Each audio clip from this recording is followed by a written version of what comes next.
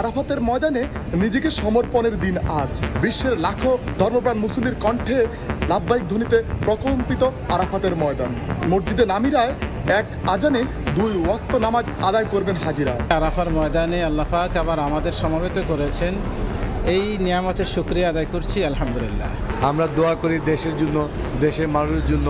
ফিলিস্তিনি যে মুসলমানরা যে কষ্টে আছে, যুদ্ধবিরোধী আছে, আল্লাহ শান্তি প্রদান করে। এখানে আইন সিকিউরিটি এবং সার্বিক পরিস্থিতি অনেক ভালো। রাতে ফিরবেন মুজদালিফায়, পরদিন পশু কোরবানির মাধ্যমে সম্পন্ন করবেন হজের আনুষ্ঠানিকতা। আরাফাতের ময়দান থেকে বিস্তারিত জানাবো আমি আরিফুর রহমান। আরাফাতের ময়দান থেকে প্রধান শিরোনাম জানাচ্ছিলেন আরিফুর রহমান। দুপুরের সময়ের সঙ্গে আছি আমি শায়লা রহমান ইমা। এবার অন্যান্য শীর্ষ সংবাদ। কোরবানির একদিন বাকি থাকলেও ক্রেতা খরায় রাজধানীর পশুর হাট। বাধ্য হয়ে কম দামে ছাড়ছেন বিক্রেতারা। উল্টো চিত্র ঢাকার বাইরে, বেশি দাম হাঁকার অভিযোগ। ঈদ উদযাপনে আপন ঠিকানায় ছুটছে মানুষ। গাড়ির চাপে মহাসড়কে দীর্ঘ যানজটে ভোগান্তি। বাসে বাড়তি ভাড়া আদায়ের অভিযোগ, ট্রেন লঞ্চেও গাদাগাদি। ৭৪-এর মতো দেশে দুর্ভিক্ষ সৃষ্টির ষড়যন্ত্র চলছে। কৃষক লীগের কর্মসূচিতে প্রধানমন্ত্রী বললেন, বিএনপির মুখে গণতন্ত্রের কথা হাস্যকর।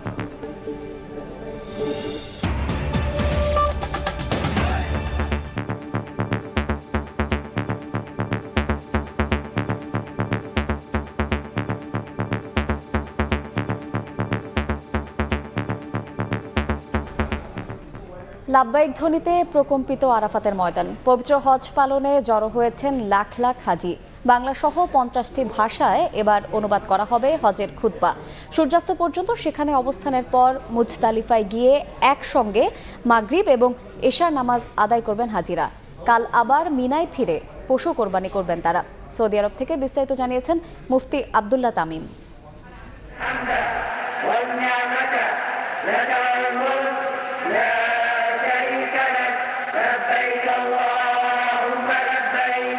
আজ 9 জিলহজ। আজ হাজিরা আরাফাতের ময়দানে অবস্থান করছেন। আরাফাতের ময়দানে অবস্থান করা হাজিদের জন্য ফরজ। রাসূলুল্লাহ সাল্লাল্লাহু আলাইহি ওয়াসাল্লাম বলেছেন, আল হাজ্জু আল আরাফাতু, যে হজের মূল বিষয় রয়েছে আরাফায়। আরাফায় অবস্থান করা হজের অন্যতম ফরজ। আরাফায় অবস্থান না করলে হজই আদায় হবে না।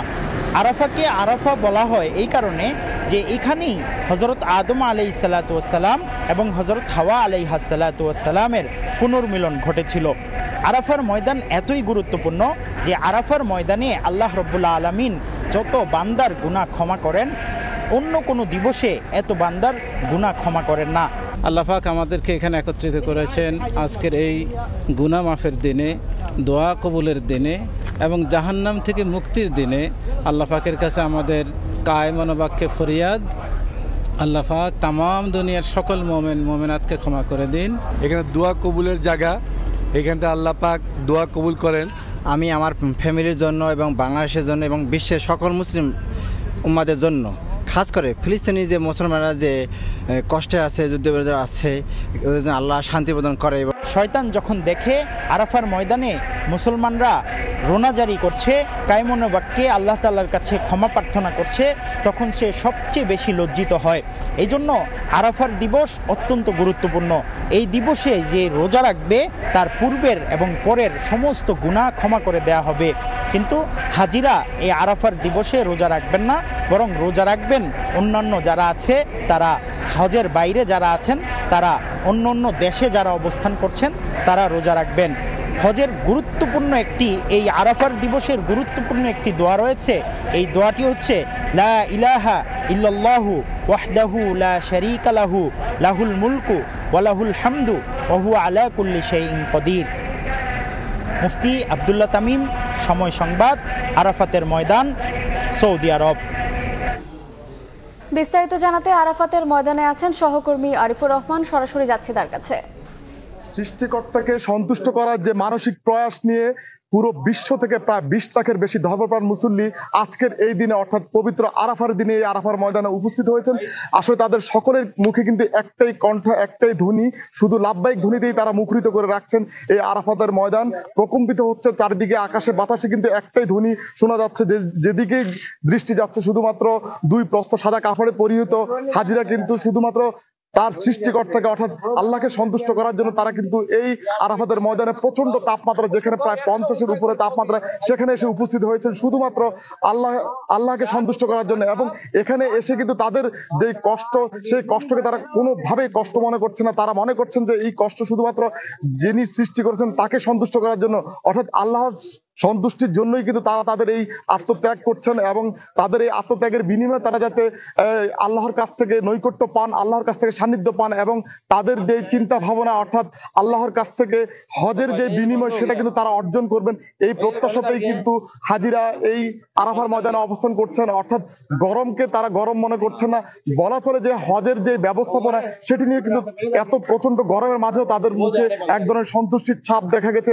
তারা কিন্তু এখানকার যেই সমস্ত ব্যবস্থাপনা দেখছেন, অর্থাৎ সৌদি সরকার যে ব্যবস্থাপনাগুলো তাদের জন্য করে রেখেছেন, বিভিন্ন তাঁবুতে বিভিন্ন ধরনের ইলেকট্রনিক্স ডিভাইসের মাধ্যমে অর্থাৎ যন্ত্রচালিত যেই এসি, অর্থাৎ এসির মাধ্যমে তাদের এই তাঁবুগুলোকে ঠান্ডা রাখার যে প্রচেষ্টা সেটা কিন্তু তারা দেখছেন। এবং পাশাপাশি প্রতিটি স্থানকে একেবারে নিরাপদ, নিশ্চিদ্র নিরাপত্তার চাদরে মুড়ি দেওয়া হয়েছে। অর্থাৎ এখন এই মুহূর্তে বলা চলে যে ঠিক আর এখন হাতে গোনা কিছু সময় পরেই কিন্তু সেই পবিত্র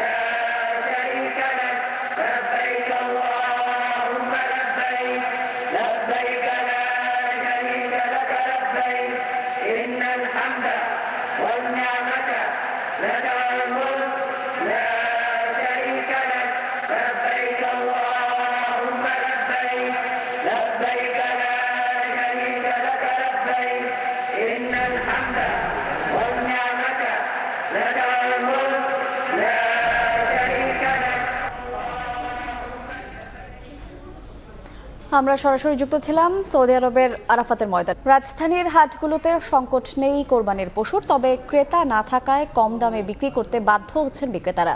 20 থেকে 50 হাজার টাকা পর্যন্ত লোকসান হচ্ছে বলে দাবি করছেন ব্যবসায়ীরা। অন্যদিকে দাম ঠিক থাকলেও বিক্রি না করার অভিযোগ ক্রেতাদের। একদিন আগেও যে পশুটির দাম 3 লাখ টাকায় উঠেছে রাজধানীর দিয়াবাড়ি হাটে, তা ঈদের একদিন আগে কমে গেছে প্রায় 50,000 টাকা। 1,30,000-এর পশু বিক্রি করা হচ্ছে 1,15,000 টাকায়। ক্রেতা সংকটে বাধ্য হয়ে পশু ছেড়ে দেওয়ার কথা জানালেন ব্যাপারীরা। গরু তো কেউ দাম দিতে যাচ্ছে না, গরুর দাম 200 গরু বলছে 100। 8টা করে বেশি, প্রত্যেকটা গরুতে 10,000, 15,000, 10,000, 15,000। 1.5 লাখের গরু বলে 60, 70, 75 এমন। আমরা এভাবে আর ঢাকায় আসবো না, আসে আমাকে তো পিঠ বাঁচছে না। গরু কিনে আনিছি 150, সেই গরু আমাদের এখানে বলছে 100, 190। যে চারা ভুসির দাম, সেই দামের অনুযায়ী আপনার গরুর মূল্য তো সে ফারামালারা পাচ্ছে না। ঊর্ধ্বমুখী বাজারে যেখানে সবকিছুর দামই চড়া, সেখানে অনেকটা কম দামেই কোরবানি দাতারা পেতে চান কোরবানির পশু। সাধারণ পর্যালোচনায় অনেকেই তা অযৌক্তিক বললেও তাদের দাবি, দাম বেশি চাওয়া হচ্ছে অনেকটা। দাম তো অনেক চাচ্ছে, কিন্তু অন্যান্য বছর থেকে এবার একটু বেশি মনে হচ্ছে। ওনারা দামে ছাড়তেছে না, ওনারা খালি বলে যে আমরা কিনে আনছি বিক্রি করবো। ওনারা যে কিনে আনছে সেই একটা দামে ধরে বসে আছে। গতবারের তুলনায় একটু বাড়তি দাম 1,60,000 চাইছিল ফার্স্টিং স্টার্টিং পয়েন্ট আর কি। 1,60,000 কিনলেন 1,12,000 দিয়ে। হ্যাঁ, 1,12,000 দিয়ে। রাজধানীর দিয়াবাড়ি, মিরপুরের ইস্টার্ন হাউজিংয়ে তুলনামূলক কম দামে কোরবানির পশু মিললেও গাবতলী ও 300 ফিট হাটে দাম তুলনামূলক বেশি বলে জানান ক্রেতারা। কাজল আব্দুল্লাহ, সময় সংবাদ, ঢাকা। এই মুহূর্তে রাজধানীর 300 ফিট এলাকায় পশুর হাটে আছেন রিপোর্টার কাজল আব্দুল্লাহ। নওগাঁর মহাদেবপুরে এমআর রকি এবং রংপুরে গঙ্গাচড়ায় রেদওয়ান হিমেল। সরাসরি প্রথমে যাচ্ছি কাজলের কাছে।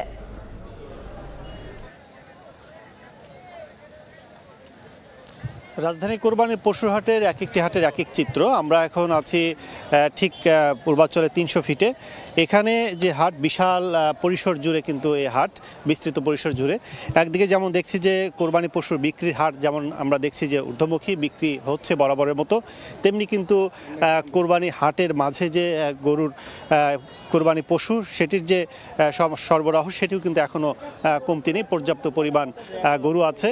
অনেকেই যেটি হাটের বর্তমান চিত্র, বাজার চিত্র সব কিছু মিলেই কিন্তু যাদের 10টি গরু 20টি গরু নিয়ে আসছেন তাদের অনেকে 50% গরুর মধ্যে বিক্রি করে ফেলেছেন। তবে প্রতিটি হাটেই যে অবস্থা আমরা পাচ্ছি, সেদিকে ইস্টার্ন হাউজিং, এদিকে দিয়াবাড়ি এবং 300 ফিট এসেও কিন্তু একই চিত্র, যে দাম পাচ্ছেন না এখানে যারা পশু নিয়ে আসছেন তারা।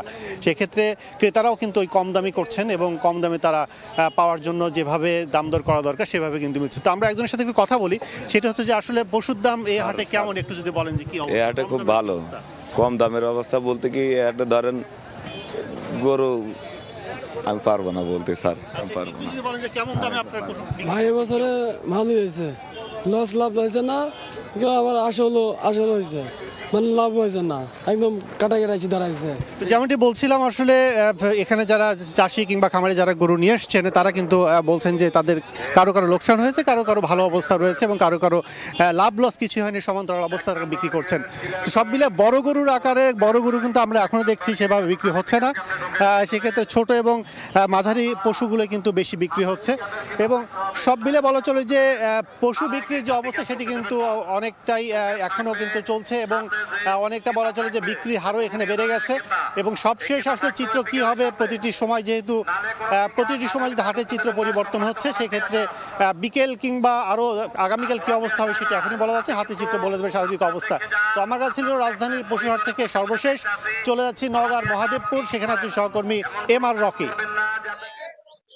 দিনক্ষণ হিসেব কষলে আর একদিন রয়েছে কুরবানি ঈদের। এই একদিন আগে স্থানীয় এসব প্রান্তিক পর্যায়ের যেসব খামারি তারা কিন্তু তাদের কাঙ্ক্ষিত একটি দামের আশায় পশুগুলো শেষ সময় হাটে তুলছেন। সপ্তাহ জুড়ে কিন্তু জেলার বিভিন্ন হাট ঘুরে দেখছিলাম, আসলে গরুর দর দামের যখন আসলে নাগালের মধ্যে আসছে তখনই কিনা হচ্ছে, কিন্তু বেশিরভাগ দর দামের কিন্তু একটা ফারাক থাকার কারণে কিন্তু খামারিরা এই গরুগুলো বিভিন্ন হাটে তারা তুলছেন এবং এই হাটে যদি না হয় আরেক হাটে নিয়ে যাচ্ছেন এবং সেই ক্ষেত্রে কিন্তু একটা দর কষাকষির মধ্য দিয়েই কিন্তু এই পুরো সপ্তাহ জুড়েই কেনা বেচার চিত্র ছিল। এবং আজকে আমরা যে হাটটিতে রয়েছি নওগাঁর উল্লেখযোগ্য একটি বড় পশুর হাট, মহাদেবপুরের হাট। বিপুল পশুতে কিন্তু ঠাসা গরু, বিভিন্ন বাহারি জাতের গরু কিন্তু এই মুহূর্তে হাটে তোলা হয়েছে, ছোট বড় মাঝারি 3 মণ থেকে শুরু করে 10 মণ পর্যন্ত ওজনের গরু এই হাটে আমরা দেখছিলাম। তবে দরের জায়গাটা আসলে শেষ মুহূর্তে যারা গরু কিনতে আসছেন তারা বলছেন এবার গরুর দাম প্রথম থেকেই বাড়তি একটা দর হাঁকা হচ্ছে এবং বাড়তি দরের কারণে তারা আসলে কিনতে পারছেন না। অন্যদিকে খামারিদের দিক থেকে কিন্তু ভিন্ন যুক্তি তুলে ধরা হচ্ছে, তারা বলছেন যে এবার গোখাদ্যের কিছুটা বাড়তি দরের কারণে আসলে গরু কম দরে তাদের দিতে পারছেন না। এরকম একটি দর কষাকষির মধ্য দিয়ে এই মুহূর্তে কিন্তু গরু দেখভাল চলছে, খুঁটিয়ে খুঁটিয়ে দেখছেন ক্রেতারা গরুর চোখ কান দাঁত, এছাড়া গরুর সার্বিক যে দেহ কাঠামো, এটা দেখে কিন্তু এক ধরনের গরুর দর নির্ধারণ করছেন এখানকার ব্যাপারীরা এবং ক্রেতাদের দিক থেকে কিন্তু একটা কাঙ্ক্ষিত দরের মধ্যে আসলে তখনই কিনা হচ্ছে। তো বেশিরভাগ কিনা বেচার চিত্রটি কিন্তু দুপুরের পরে বিকেল নাগাদ কিন্তু একটা সার্বিক কিনা বেচা হয়ে থাকে এবং এই হাটটিতে আমরা যেটা দেখছিলাম মাঝারি জাতের গরু 100 কেজি বা 110 কেজি ওজনের একটি গরু কেনা বেচা হচ্ছে সর্বোচ্চ 95 থেকে 90 হাজার টাকার মধ্যে। পছন্দের মধ্যে আসলে সেটা কিন্তু কিছু কম বেশি হচ্ছে, তবে বেশি ওজনের গরুর দরের জায়গাটা কিছুটা কিন্তু এখানে খামারিরা বলছেন কম, অর্থাৎ বড় গরু নিয়ে খামারিদের দিক থেকে হতাশা প্রকাশ করছে। ক্রেতার উপস্থিতি কিছুটা কম বলছেন, বড় গরুর দরের জায়গাটাই কিছুটা কম, এমন চিত্র কিন্তু সার্বিক এই হাটে রয়েছে। আমরা গরুর আরো খবর জানবো, আমাদের সহকর্মী রয়েছেন রেদওয়ান হিমেল রংপুরে, জানাবেন সেখানকার গরু বেচে কিনার সার্বিক চিত্র। সারা দেশের মতো উত্তরের জেলা রংপুরে কিন্তু ইতিমধ্যে জমে উঠেছে পশুর হাটগুলো। আমি দেখি যদি বলি শেষ মুহূর্তের কিন্তু বেচা বিক্রিতে একেবারে ক্রেতা বিক্রেতার হাটটাকে কিন্তু সরগরম অবস্থা। আমি এই মুহূর্তে আছি রংপুর জেলার গঙ্গাচড়া উপজেলার জেলার সবচেয়ে বড় হাট বেতগাড়ি হাটে। সেই বেতগাড়ি হাটের দৃশ্য একটু আপনাদেরকে ক্যামেরার লেন্সে দেখানোর চেষ্টা করছি। 12টা বাজার সঙ্গে সঙ্গে কিন্তু জেলার বিভিন্ন উপজেলা থেকে এই হাটে কিন্তু গরু নিয়ে এসেছে বিক্রেতারা এবং তারা যেমনটি বলছেন যে দাম নিয়ে তাদের কিন্তু একটু মিশ্র প্রতিক্রিয়া রয়েছে। বিক্রেতারা যেমনটি বলছেন যে ভারতীয় গরু আসলে এই হাটগুলোতে আসার কারণে তাদের যে কাঙ্ক্ষিত দাম সেটা পাওয়া থেকে কিন্তু তারা বঞ্চিত হচ্ছেন। সেক্ষেত্রে তাদের যে এই গরুগুলোকে লালন পালন করার ক্ষেত্রে অতিরিক্ত দাম যেটা নির্ধারিত হয়েছিল বা দাম যেটা প্রয়োজনের তুলনায় তারা কম পাচ্ছেন। তারা এই গরুটি যেই গরুটি তারা 1.5 লক্ষ টাকায় বিক্রি করার কথা সেই গরুটি কিন্তু ক্রেতারা দাম বলছেন 80 থেকে 90,000 টাকা। সে কিন্তু তাদের কাঙ্ক্ষিত যে দাম বা তাদের নির্ধারিত যে দামটা থেকে তারা কিন্তু বঞ্চিত হচ্ছেন বা এমনও অভিযোগ কিন্তু তারা আমাদেরকে করেছেন। এই স্থায়ী মিলে কিন্তু রংপুর জেলায় প্রায় 59টি গরুর হাট বসেছে এবং শেষ মুহূর্তে যেহেতু আগামী পরশুদিন কোরবানি ঈদকে সামনে ঘিরে শেষ মুহূর্তে কিন্তু একেবারে বেচা কেনায় কিন্তু একদম ভরাট পুরো এই বেদগাড়ি হাট। এবং আমরা কথা বলেছিলাম রংপুরের জেলা কর্মকর্তার সঙ্গে, তিনি যেমনটি জানিয়েছেন যে রংপুরে কিন্তু এই ভেটেরিনারি টিমের মাধ্যমে কিন্তু যাতে গরুগুলো কোথায় কোনো ধরনের সমস্যা না হয় সেক্ষেত্রে কিন্তু তারা পর্যবেক্ষণ করছেন এবং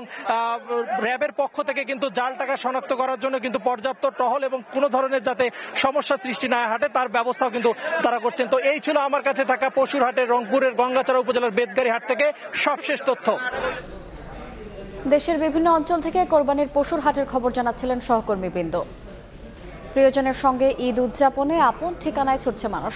ঈদ যাত্রার চতুর্থ দিনে সড়ক পথে বেড়েছে যানবাহনের চাপ। এতে ঢাকা টাঙ্গাইল এবং ঢাকা ময়মনসিংহ মহাসড়কে দীর্ঘ যানজটের সৃষ্টি হয়। এতে দুর্ভোগে পড়েন ঘরমুখী মানুষ। সেই তুলনায় কমলাপুর রেল স্টেশনে যাত্রী চাপ কম থাকায় স্বস্তি নিয়ে রাজধানী ছাড়েন যাত্রীরা। এদিকে সদরঘাট লঞ্চ টার্মিনাল থেকে ছেড়ে যাওয়া প্রত্যেকটি লঞ্চই ছিল যাত্রী বোঝা। দীর্ঘক্ষণ একই জায়গায় দাঁড়িয়ে আছে সারি সারি গাড়ি। শেকড় আর প্রিয় মুখের সান্নিধ্যের জন্য অপেক্ষার প্রহর বেড়েই চলছে। শনিবার সকাল থেকেই মহাসড়কে অতিরিক্ত পরিবহনের চাপ। বাসের পাশাপাশি খোলা ট্রাকেও যাচ্ছেন অনেকে। বঙ্গবন্ধু সেতুতে টোল কেন্দ্রিক জটিলতায় এলেঙ্গা পর্যন্ত প্রায় 13 কিলোমিটার সড়কে তৈরি হয় তীব্র যানজট। যাত্রীরও কষ্ট, আমাদেরও কষ্ট, এরকম হয়রানি কষ্ট হতো মানুষের। একটা করে গাড়ি স্টার্টের উপর আছে, কত কোটি টাকা লস হচ্ছে।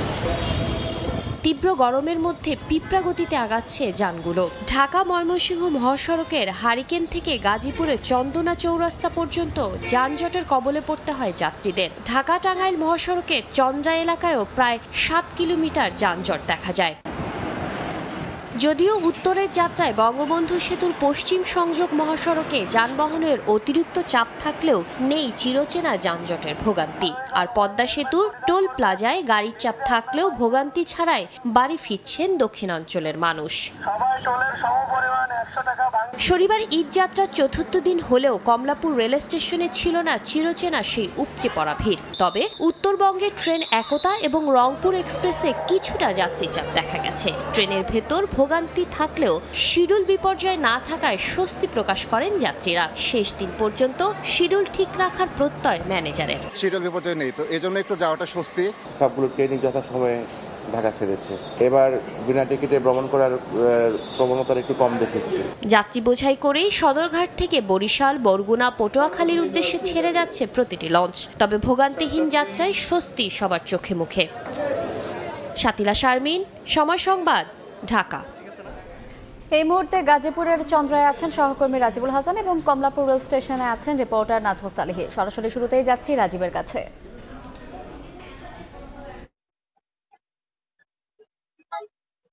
এই মুহূর্তে চন্দ্রা ঘিরে 8 কিলোমিটার সড়কে যানজট তৈরি হয়েছে। বিশেষ করে আশুলিয়ার কবিরপুর থেকে গাজীপুরের চন্দ্রা এবং চন্দ্রা থেকে হাইটেক পার্ক পার হয়ে আরো সামনে চলে গিয়েছে যানজট।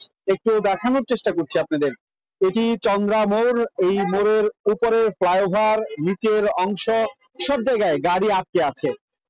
যাত্রীরা গাড়ির মধ্যে নাবিশ্বাস অবস্থা, কারণ প্রচন্ড গরম, মানুষের চাপ, এর মধ্যে গরম, যানজট সব মিলে কিন্তু একেবারে দুর্ভোগের শেষ নেই। আপনারা নিশ্চয়ই দেখতে পাচ্ছেন এই যে ফ্লাইওভারটি, এই ফ্লাইওভারের উপরে যেসব গণপরিবহন রয়েছে, ব্যক্তিগত গাড়ি রয়েছে, সব ধরনের যানবাহন আটকে আছে।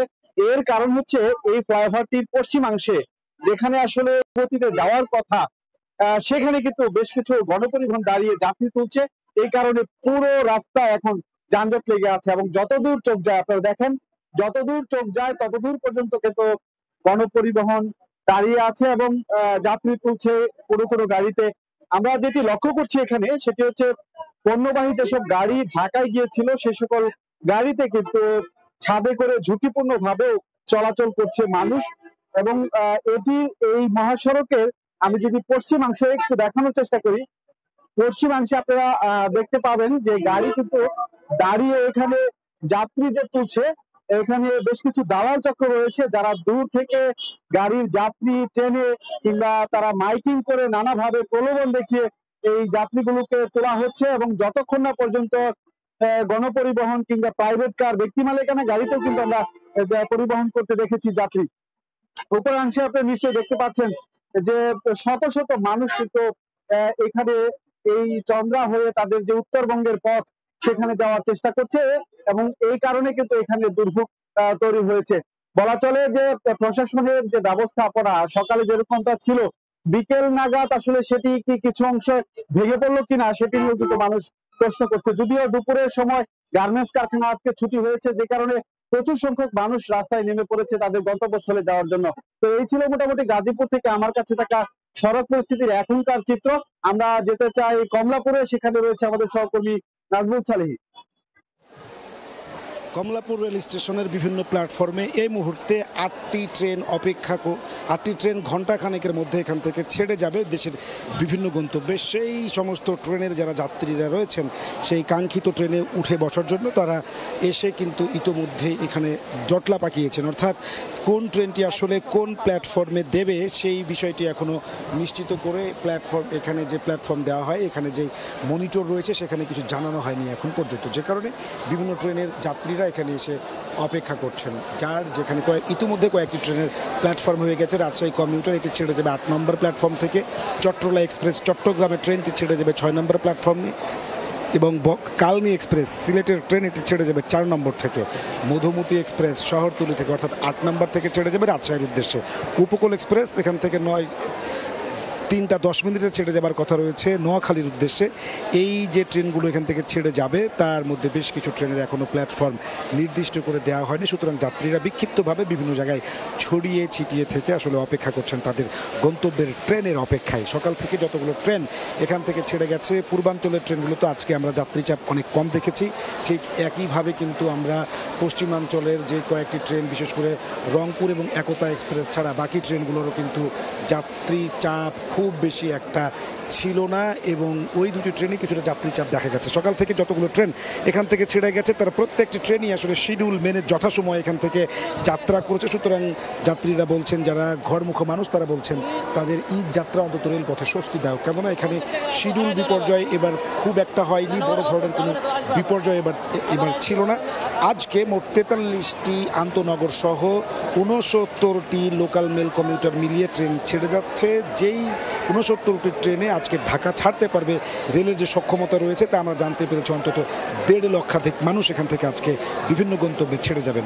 এই ছিল আমার কাছে কমলাপুর রেল স্টেশন থেকে রেলপথে ঈদ যাত্রার সর্বশেষ খবর।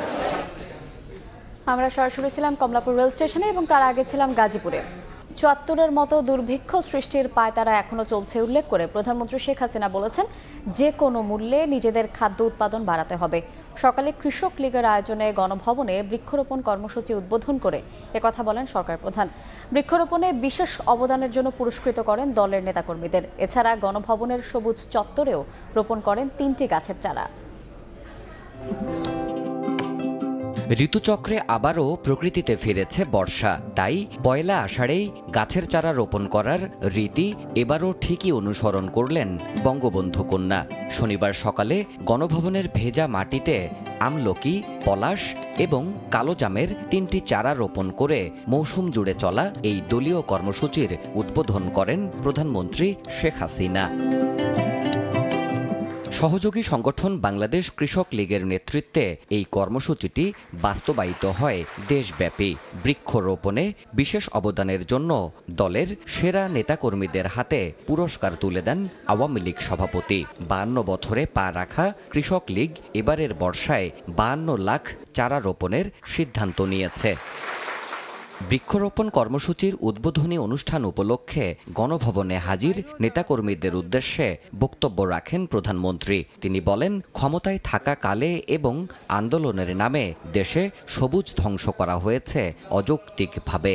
আমরা যে ঢাকা শহরের চিত্রটা দেখি, ছোটবেলায় দেখেছি সেই এয়ারপোর্ট থেকে একবারে বাংলা একাডেমি হয়ে ইউনিভার্সিটি পর্যন্ত আইল্যান্ডের মধ্যে সেই কৃষ্ণচূড়া গাছ যখন ফুটতো, অপরূপ রূপে আমাদের এই শহরটা জেগে উঠত। জিয়াউর রহমান এক এক করে সব গাছগুলি কেটে ফেলে দেয়। ঠিক এইভাবে বৃক্ষ নিধন, এটাও কিন্তু তাদের একটা চরিত্র। ওরা হাজার হাজার গাছ কেটে ফেলেছিল এই বিএনপি জামাত। দেশের সর্বত্র আধুনিক খাদ্য সংরক্ষণাগার গড়ে তোলা হবে এমন তথ্য জানিয়ে প্রধানমন্ত্রী বলেন, নিজেদের উৎপাদন বাড়ানোর কোনো বিকল্প নেই। আমরা এখন বিভিন্ন সাইলো তৈরি করে দিচ্ছি, কোন ফসলের জন্য কত টেম্পারেচার দরকার সেভাবে চেম্বার করে করে সেটা রাখতে পারবে। আমরা আমাদের ফসল উৎপাদন করবো, কারো কাছে হাত পাততে হবে না। কারণ আমাদের খুব তিক্ত অভিজ্ঞতা ৭৪ সালে নগদ টাকা দিয়ে কেনা খাদ্য কিন্তু আসতে দেয়নি, কৃত্রিমভাবে সেখানে একটা দুর্ভিক্ষ সৃষ্টি করা হয়েছিল। আর সেটাও যখন সফল হয়নি, তারপরেই তো 15 আগস্ট ঘটালো। এখনো কিছু লোকের কিন্তু সেই চেষ্টাটাই আছে। যত্রতত্র কোরবানিতে যাতে পরিবেশ নষ্ট না হয় সেই সতর্কতাও স্মরণ করিয়ে দেন সরকার প্রধান। আমাদের দেশটাকে সবসময় একটা সবুজ করে রাখতে পারি, তাহলে বাংলাদেশ আর পিছিয়ে থাকবে না। দেবাশিস রায়, সময় সংবাদ, ঢাকা। ঈদ এলেই কাউন্টারে কাউন্টারে টিকিটের জন্য দীর্ঘ লাইন এখন অতীত। নারীর টানে বাড়ি ফেরার সেই চিরাচরিত ভোগান্তি কমিয়েছে অনলাইন টিকিট ব্যবস্থা। রেলপথের চিরাচরিত এই চিত্র জানান দেয় সময় হয়েছে নারীর টানে বাড়ি ফেরার। কেউ ফিরছেন একা, কেউ আবার পুরো পরিবার নিয়ে। ভিড়ের মাঝেও চোখে মুখে পরিবারের সঙ্গে ঈদ উদযাপনের আনন্দ। এবার উত্তর ও দক্ষিণবঙ্গের সড়ক পথের উন্নয়ন যেমন মসৃণ করেছে ঈদ যাত্রা, তেমনি অনলাইন টিকিট ব্যবস্থা ভোগান্তি কমিয়েছে কয়েক গুণ। আমার মতো প্রফেশনাল যারা, আমরা তো এখানে এসে টিকিট কাটার মতো সময় আমাদের কাছে নেই। আগে লাইনে দাঁড়াইতে হতো, হয়তো বা আমার কাজ ছেড়ে আসতে হতো এখানে। যে কোনো প্রয়োজনে যে কোনো সময় আমি আমার অনলাইন থেকে মোবাইল অ্যাপসের মাধ্যমে টিকিট কিনে নিতে পারি। শুধু টিকিট কেনার ভোগান্তি কমাতেই সীমাবদ্ধ নয়, মোবাইল ব্যাংকিং সেবায় বাড়ি ফেরার আনন্দ দ্বিগুণ করতে রয়েছে নানান অফার। প্রথমবার ট্রেনের টিকিট কিনতে ন্যূনতম 1000 টাকা বিকাশ পেমেন্ট করলেই আছে 100 টাকা ডিসকাউন্ট কুপন পাওয়ার সুযোগ। আমরা যখন টিকিট কাটি বিভিন্ন ধরনের ডিসকাউন্ট পেয়ে থাকি। ডিসকাউন্ট পাইলে আমাদের টিকিটের মূল্যটা একটু কমে আসে। অবশ্যই আমাদের জন্য ভালো যদি বিকাশ যথাযথভাবে যদি সুবিধাটা দিয়ে থাকে। সময় বাঁচাতে ও ভোগান্তি কমাতে সব পথেই অনলাইন টিকিট ব্যবস্থা ভবিষ্যতে আরো স্বচ্ছ ও সহজ করার দাবি যাত্রীদের। জিনাতারা যশোয়া, সময় সংবাদ, ঢাকা।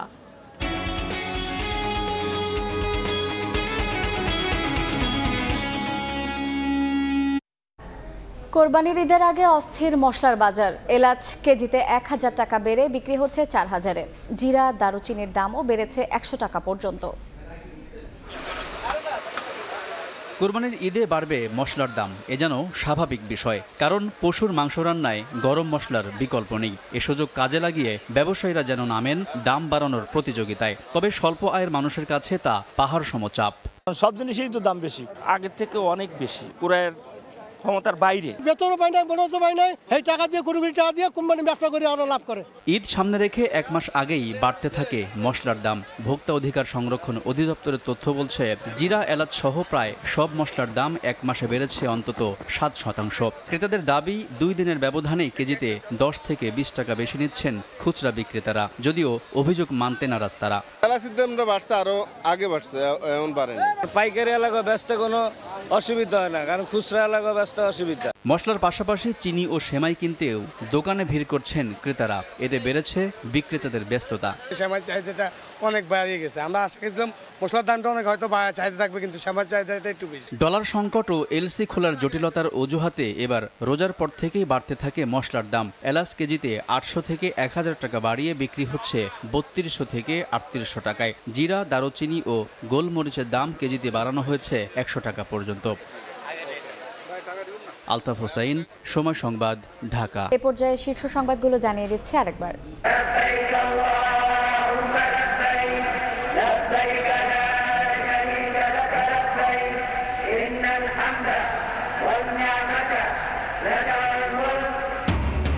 লাব্বাইক ধ্বনিতে প্রকম্পিত আরাফাতের ময়দান। কিছুক্ষণ পর পবিত্র হজের খুতবা। বাংলা সহ অনুবাদ হবে 50টি ভাষায়। এক আজানে আদায় হবে জোহর আসর। রাতে যাবেন মুজদালিফায়। কোরবানির একদিন বাকি থাকলেও ক্রেতা খরায় রাজধানীর পশুর হাট। বাধ্য হয়ে কম দামে ছাড়ছেন বিক্রেতারা। উল্টো চিত্র ঢাকার বাইরে বেশি দাম হাঁকার অভিযোগ। এবং ঈদ উদযাপনে আপন ঠিকানায় ছুটছে মানুষ। গাড়ির চাপে মহাসড়কে দীর্ঘ যানজটে ভোগান্তি। বাসে বাড়তি ভাড়া আদায়ের অভিযোগ। ট্রেন লঞ্চেও গাদাগাদি।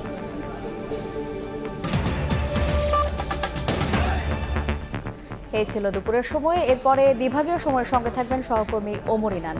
ইমা, আপনাকে ধন্যবাদ। বিভাগীয় সময় নিয়ে ফিরছি কিছুক্ষণ পর, সঙ্গে থাকুন সময়ে।